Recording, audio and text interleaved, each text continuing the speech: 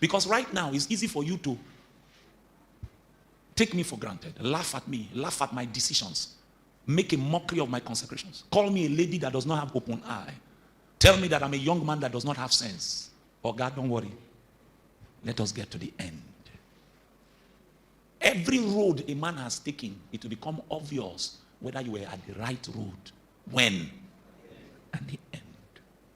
As we have come to the end of the February conclave, I need to ask you, what will your own end look like? If today were to be your end, how will you arrive?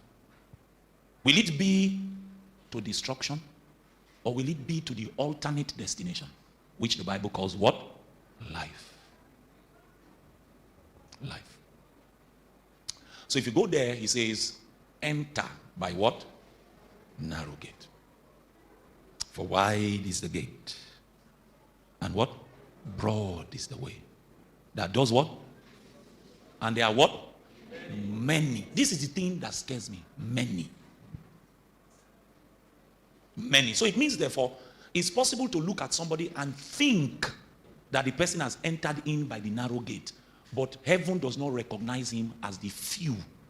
Heaven sees him or her as what? Many. The broad way is attractive. The wide gate is very attractive. You don't need to deny yourself. Just come as you are, enter inside, stay as you are, and just be hoping that somehow you will 419 God and escape into heaven. Verse 14. He now says, because narrow is what? The gate. And difficult is the way which leads to life. So the gate is wide and the way is broad. There's also a gate that is narrow and the way is narrow. And it is because of his narrowness that it becomes what? Difficult. There are many things when you begin to travel on the narrow road, there are many things that are legitimately your right that God will say you are not allowed to participate in. It's a difficult road. Those who survive this pilgrimage, those who survive this journey, are those who determine within their hearts that if I perish, I perish. That there is no glory in this world, no greatness here for me. The glories to which I aspire, the glories for which my heart yearns, the burdens that bring tears to my eyes, is that I will be with the one whom my heart loves for eternity. And Jesus concludes this teaching by saying that the consequence of the gate being narrow and the road being difficult is that there are few who what? Are you seeing the contrasts here? For the road that is broad, many do what? Go by it. For the road that is difficult, it needs to be what? Found. So you see, therefore, that the difficult way is not for men and women who don't know where they are going in life. The narrow road and the difficult road is for seekers. These seekers are not just mortal, oh my God, what great glory tonight. These seekers are not just mortal men looking for occasion within the visible realm to satisfy their lusts and their cravings. These seekers are men that have looked at life and found there's got to be something more than this. I did not just come to this world to get a degree, marry, get a job, give birth to 62 children, buy a house, eat good food, and then die. These seekers realize that there's got to be more to life. So once they become discontent. They become dissatisfied. They become uncomfortable with what is available to their generation. So they begin to seek something deeper. They begin to seek something richer. They know that even if they earn more salary, they will still not be fulfilled. It begins to occur to them that their discontentment is not a function of their bank balance. That even if they become so blessed that they are billionaires, there will still be something missing. So they begin to seek.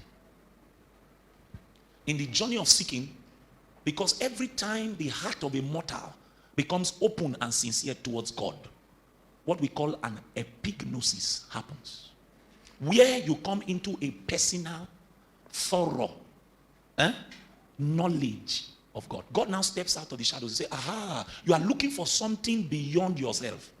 And I see that your quest is sincere. So he that knocketh will find.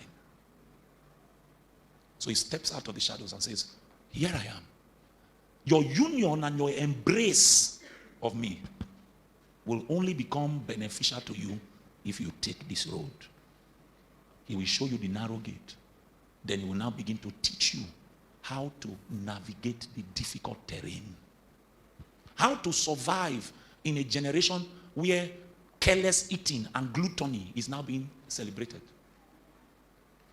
He will now teach you the difficult way of fasting, how to curb your belly. That you will call yourself to a meeting and tell your stomach you are not in charge. He will now begin to teach you the difficult way of fasting. He will now begin to teach you the difficult way of prayer. The Holy Ghost will call you to a meeting and tell you that prayer does not come naturally to the natural man. But prayer is essential to the journey of the mortal.